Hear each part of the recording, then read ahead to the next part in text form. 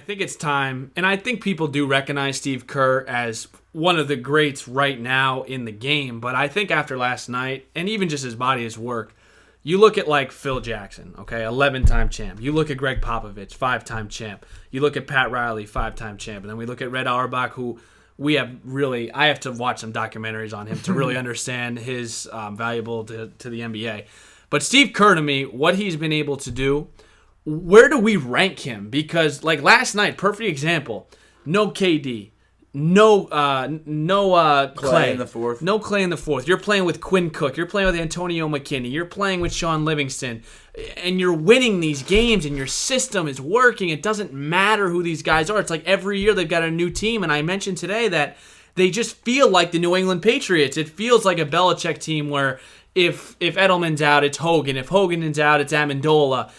Where do we rank Kerr in this race of greatest of all time? Is he on your Mount Rushmore of coaches? I think at this point he has to be. And I think that this year has been his most impressive coaching job. 100%. And I think comparing them to the Patriots, even though the Patriots is a 20-year dynasty compared to this is a 5-year thing with Steve Kerr, I think that there's a lot more life left in this dynasty as well. A lot of people are saying that it's going to be over once Katie leaves. I don't believe that, to be honest. I think that the NBA will be more balanced, but I think, Steve Kerr, Steph Curry, Klay Thompson, Draymond Green, that core is a dynasty. And when you look at all these guys that you named, Phil Jackson, 11-time champ, he coached great players. Michael Jordan, Kobe Bryant, Shaquille O'Neal, Scottie Pippen, Greg Popovich, Dave Robinson, Tim Duncan, Manu Ginobili, Tony Parker, Pat Riley, Magic Johnson, Dwayne Wade. Right.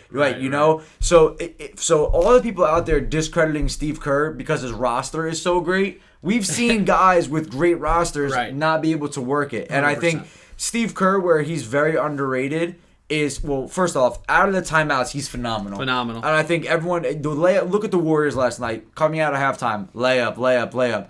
Raptors call a timeout. Oh, doesn't matter. We're still going to run off a 6-0 run after this timeout. We'll get some more layups, some wide open shots. I think the thing with Steve Kerr that makes him great like a Popovich or a Phil Jackson is the overturning of the roster. When you have great players, you have to cater to them, you have to pay them. Right. And so your role player is going to be changing. When the Warriors went 73-9, they had guys like Barbosa, Maurice Spates come off the bench. Yes. And now look at David it. And now, West. yeah, and now it's shifted to a younger core. Instead of all these veterans, it's Quinn Cook, it's McKinney. It's, your Rebko. It's a lot of different guys. So me personally, Greg Popovich is the best. But if you were to say Phil Jackson, I won't be mad at you. If Steve Kerr wins 4 and 5 years, I honestly won't be mad at you. No. And like I said before, I think for Steve Kerr, they love playing for him, and he's done a really phenomenal job.